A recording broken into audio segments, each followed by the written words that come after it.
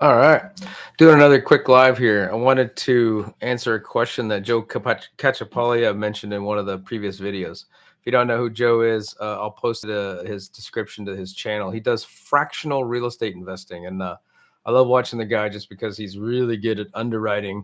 I don't do fractional real estate investing, but he's really good at underwriting and he talks about it. So that's why I watch him. Great guy to watch. Anyway, he'd asked a question, or I actually didn't ask a question. I had mentioned in one of the previous lives that, hey, if you're having trouble getting your spouse on board with the real estate investing, or at least being accepting of it, I had sort of a BKM, or a best known method.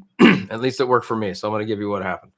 I wanted to get into real estate, came home, told the wife, hey, I'm going to quit my job and do real estate. She was like, are you out of your effing mind? So that may be a little drastic. But what had happened was I'd sold the Jeep to earn the income to then put into the first test pilot for the properties.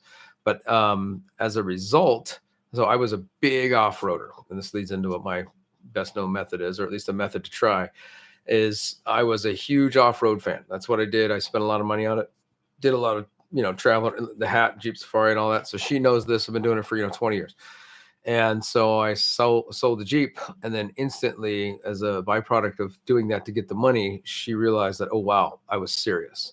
And so now we're 3 properties in, and under our 4th one under contract, which might not work out because it's kind of a mess. But anyway, so the takeaway here is it doesn't even have to be a amount of a money value. It can be, sorry, I'm a little sick.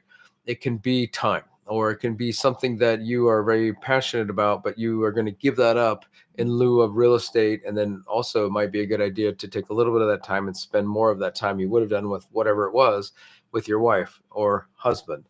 That way, they get a little bit of a benefit from it too, and then they'll probably be more on board with it.